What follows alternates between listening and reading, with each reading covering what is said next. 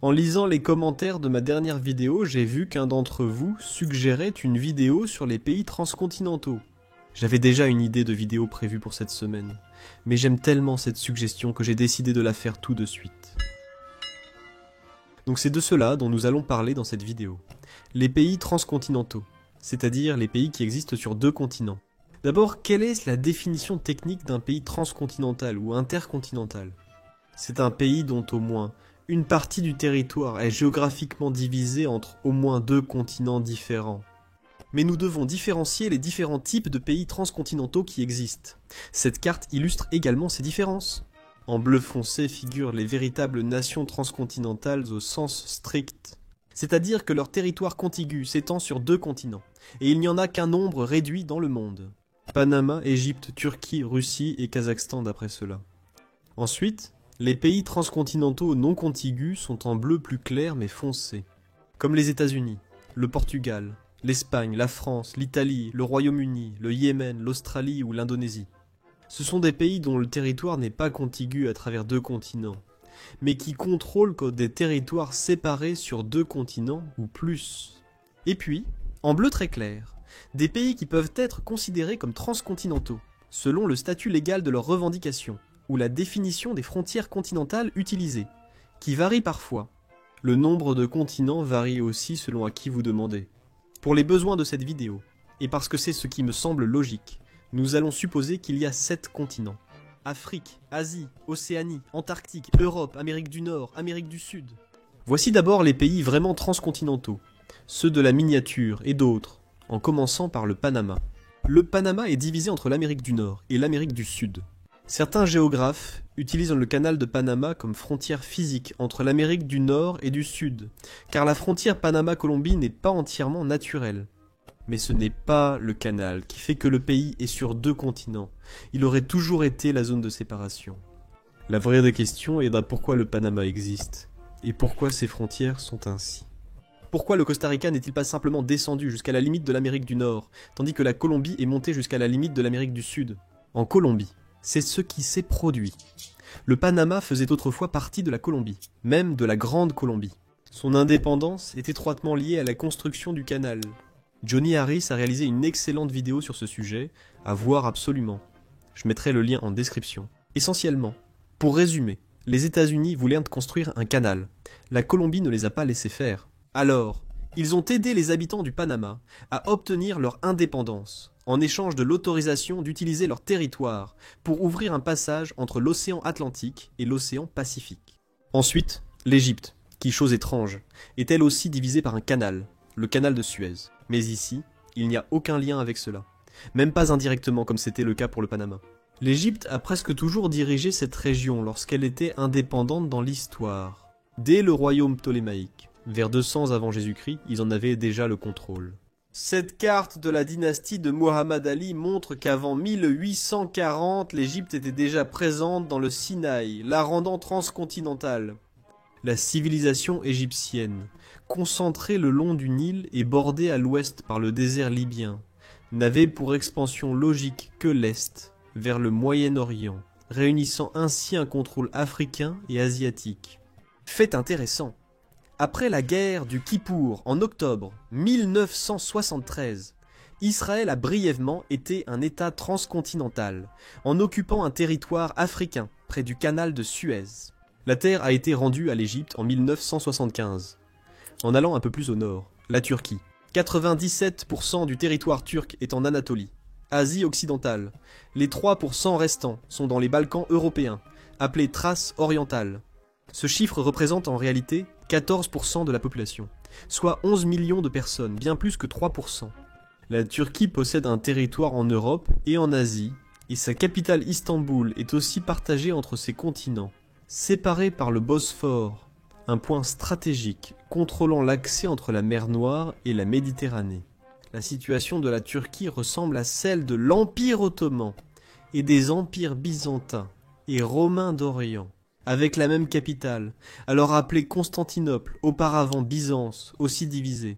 Constantinople était à l'origine située seulement sur la rive nord du détroit, et était bien plus petite qu'Istanbul aujourd'hui. Cette caractéristique transcontinentale vient simplement de l'expansion romaine vers l'est dans leur empire. Les Romains ont conquis la Thrace vers 200 avant Jésus-Christ, puis l'Anatolie en 129 avant Jésus-Christ, créant la province d'Asie mineure. Leur domaine s'est limité à l'est de l'empire, puis aux Byzantins, avant d'être conquis par les Ottomans, qui, après avoir pris l'Anatolie, se sont dirigés vers les Balkans. La Turquie moderne a ainsi conservé ce territoire et sa caractéristique transcontinentale.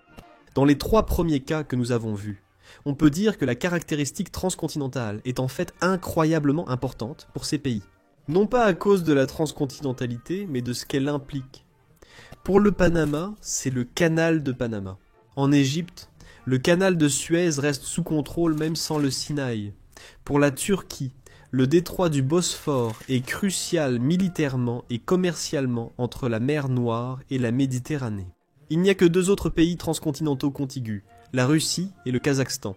La Russie, située entre l'Europe et l'Asie, s'étend sur l'Europe de l'Est et l'Asie du Nord. Son territoire asiatique est peu peuplé, environ 80% de la population vivant dans la partie européenne. La capitale, Moscou, se trouve en Europe, tout comme la plupart de leurs plus grandes villes.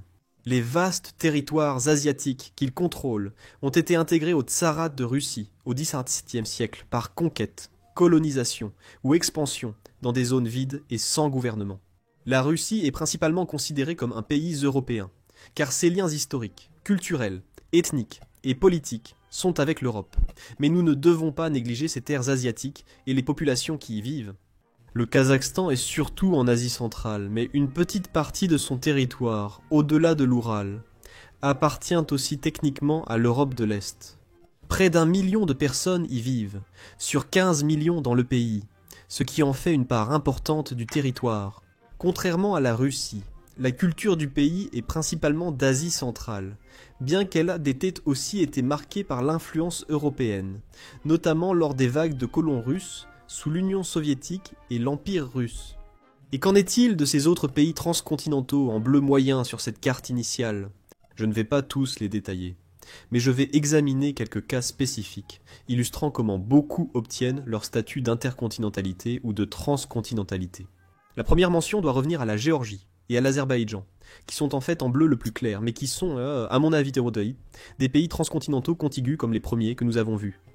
Cependant, ils ne sont généralement pas présentés comme tels, en raison de certains désaccords sur l'endroit où l'Europe commence ou se termine à cette frontière orientale. L'Azerbaïdjan compte 5 districts au nord de la ligne de partage des eaux du Grand Caucase, donc en Europe, et la Géorgie a aussi 3 municipalités dans cette région. Le Portugal, l'Espagne et l'Italie sont simples. Ils possèdent simplement des îles qui, bien qu'elles soient très proches de leur territoire continental d'origine, font techniquement déjà partie du continent africain. C'est pareil pour le Yémen ou la Grèce et ses îles comme Rhodes. Le cas du Portugal n'est pas seulement lié à l'appartenance technique de Médéda à l'Afrique, mais aussi au fait que plusieurs îles des Açores reposent sur la plaque tectonique nord-américaine. Il en va de même pour Trinité et Tobago. Le sud de Trinité est sur la plaque sud-américaine, le reste sur la plaque caraïbe nord-américaine. Les plaques tectoniques ne définissent pas toujours les frontières des continents, à interpréter comme vous voulez. La France et la Grande-Bretagne sont aussi sur cette liste à cause de leurs îles d'outre-mer, situées loin, comme les Pays-Bas, et leurs îles caribéennes. La Norvège possède des îles et un territoire en Antarctique, comme c'est le cas pour le Chili ou l'Australie. Bien que le Chili possède également les îles océaniques de Pâques, tout comme l'Équateur avec les Galapagos ou le Japon avec 3 îles éloignées. L'Australie détient aussi les îles Christmas et Cocos, liées géographiquement à l'Asie du Sud-Est. Le Danemark possède techniquement le Groenland, situé en Amérique du Nord. Et en parlant de l'Amérique du Nord, les États-Unis sont transcontinentaux, en raison de leur possession insulaire dans le Pacifique. Et le Venezuela, par exemple, possède des îles qui font partie des Caraïbes, et qui existent donc à la fois en Amérique du Sud et en Amérique du Nord. L'Indonésie contrôle actuellement la Nouvelle-Guinée occidentale, qui est culturellement associée à l'Océanie, et géologiquement fait partie du continent australien.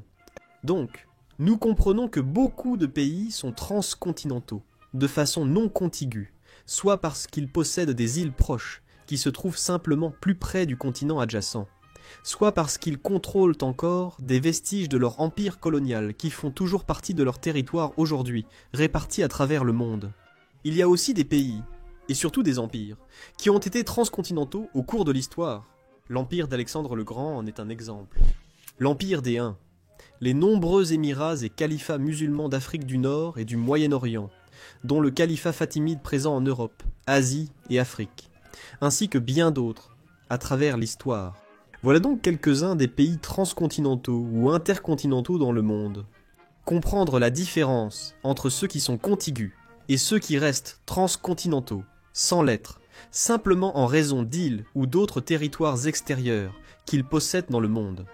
N'oubliez pas non plus de prêter attention à certains cas spécifiques qui ne sont techniquement que transcontinentaux. Comme le Portugal, qualifié Madère d'africaine est exact, mais peu pertinent pour sa culture ou son mode de vie. Comprendre ce qu'est un pays transcontinental, pourquoi certains le sont devenus, et ce que cela implique pour eux. Merci d'avoir regardé. Abonnez-vous et laissez vos suggestions en commentaire. Tout comme cette vidéo a été inspirée par un commentaire d'une vidéo précédente, votre idée pourrait aussi être choisie.